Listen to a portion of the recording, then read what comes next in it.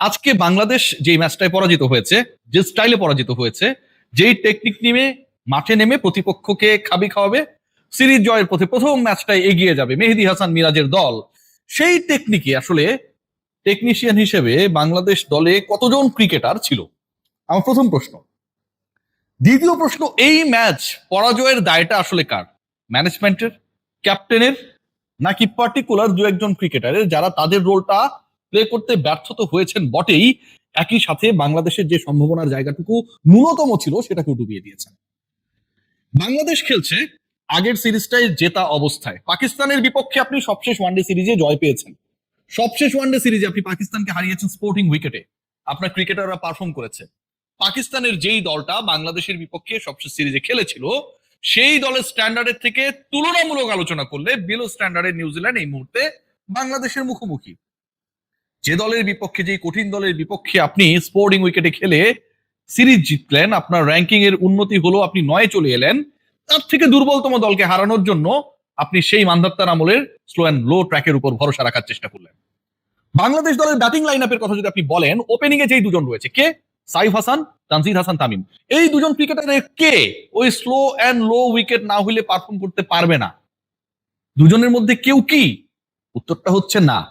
Wicket যদি proper হয়, বল যদি ঠিকভাবে ব্যাটে আসে, তাহলে তারা স্কোর করতে পারে। নাম্বার 3 শান্ত, একই ব্যাপার প্রযোজ্য। Number 4 Liton Kumar Das, proper wicket দেন। আপনি মনে আছে নিশ্চয়ই যে এডিলেডে কি খেলাটা খেলেছিলেন ইন্ডিয়ার এগেনস্টে, লিটন ফাটিয়ে খেলতে পারেন। নাম্বার 5, নাম্বার 6, 5 পর্যন্ত যদি তাহিদ হৃদয়ের কথা বলেন, তিনিও আসলে ওই সত্যিকার ট্রু উইকেটে যদি আপনি খেলতে দেন, তখন তার জন্য তুলনামূলকভাবে স্লো লো ট্র্যাকের থেকে বেটার ব্যাটিং করা সম্ভব।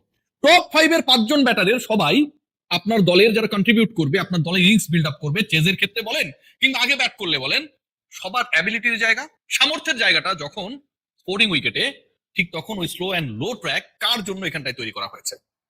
বোলিং ডিপার্টমেন্টের আলোচনায় যদি আমরা যাই, বাংলাদেশের এই বোলিং লাইন আপের 3 জন পেসার, তাসকিন আহমেদ, শরীফুল ইসলাম, নাহিদ রানা, এই 3 জন পেসারই কম বেশি আগের সিরিজে ভালো করেছে। এই 3 জন পেসারের সবচেয়ে আলোচিত এই মুহূর্তে পিএসএল এ ভালো করা নাহিদ রানা, ওখানকার স্পোর্টিং উইকেটে টি-20 ক্রিকেট চলছে, সেখানটায় দুর্দান্ত পারফরমেন্স করে 7 উইকেট নিয়ে বাংলাদেশে কামব্যাক করে এসেছে। শরীফুল ইসলাম এবং তাসকিন আহমেদের জন্য নিশ্চয়ই তারা স্পিনার না যে আপনার এমন উইকেট দরকার যেখানটায় হচ্ছে বল আনইভেন বাউন্স করবে, এক জায়গায় পড়ে আরেক জায়গায় রাফে পড়ে হচ্ছে ভেতরে ঢুকবে। Not needed, they are qualified enough. আপনার দলে দুজন স্পিনারের, মেহেদী হাসান মিরাজ ক্যাপ্টেন একজন, আরেকজন রিশাদ হোসেন। রিশাদ হোসেনের হাইট, রিশাদ হোসেনের ওই হাইটে বল করার যে টেন্ডেন্সি, সবকিছু মিলিয়ে তার জন্য আসলে স্পেশাল কোনো সুবিধার প্রয়োজন পড়ে না। যদি প্রয়োজন পড়ে সেটা অফ স্পিনার মিরাজের জন্য।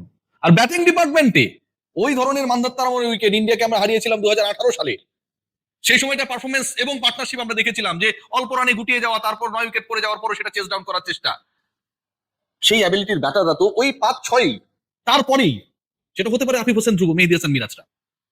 বাংলাদেশের থিঙ্ক ট্যাঙ্ক কাকে থিঙ্কিং এ রেখে, বাংলাদেশের থিঙ্ক ট্যাঙ্ক কাকে মাথায় রেখে, কার অ্যাবিলিটিকে প্রাধান্য দিয়ে এই উইকেটে খেলালো?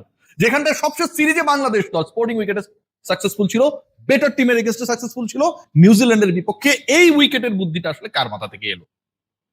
যার মাথা থেকেই আসুক এবং অ্যাপ্লিকেশনস এর সাথে যারাই জড়িত থাকুক না কেন, আপনারা ক্রাইম করেছেন, আপনারা ক্রাইম করেছেন।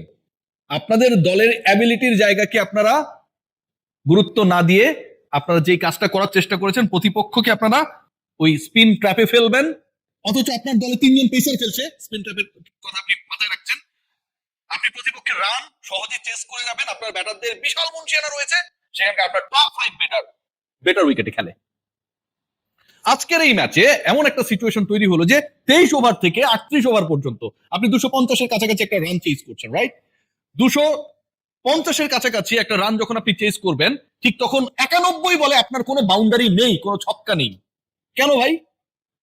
91 বল মানে যেই সময়টায় আপনার চেজিং এর ক্ষেত্রে বিল্ড আপ হবে, সেই সময়টায় কোনো বাউন্ডারি ছক্কা নেই। মানলাম যে আপনি বিরাট কোহলির মতো স্ট্রাইক রোটেট করে করে খেলছেন, আপনি সিঙ্গেলস নিচ্ছেন, ডাবলস নিচ্ছেন, আপনার দলের রানের চাকা ঘুরছে, you don't need any fours and sixes, মানলাম।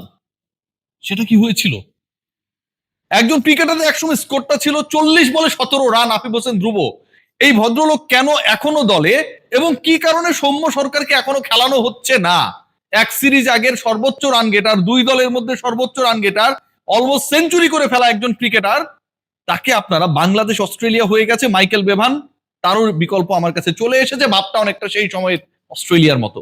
সৌম্য সরকারকে আমার দরকার নেই। অথচ নাম্বার 3-তে নাজমুল হোসেন শান্ত গত 13 ইনিংসে একটা 50 করতে পারে নাই। আজকে গোল্ডেন ডাক মেরেছেন। গত 15 মাসে তার কোনো 50 নেই। আপনি টপ অর্ডারের পারফর্মার সৌম্য সরকারকে বসিয়ে রাখছেন। নাম্বার 3-তে আপনি 13 ম্যাচে কোনো রান করতে না পারা, সিগনিফিকেন্ট রোল প্লে করতে না পারা একজন ক্রিকেটারকে খেলিয়ে দিচ্ছেন। কার স্বার্থে? উইকেট বানাচ্ছেন আপনি low and slow, spinning track, আপনার দলে খেলাচ্ছেন 3 জন পেসার, আপনার দলের ব্যাটারদের অ্যাবিলিটি হচ্ছে প্রপার উইকেটে রান করার, আপনার দলে এমন একজন ক্রিকেটার রয়েছে এক সিরিজ আগে সর্বোচ্চ রান করেছে টপে ব্যাট করে 1-2 এর মধ্যে ব্যাট করে, তাকে আপনি ড্রপ করছেন।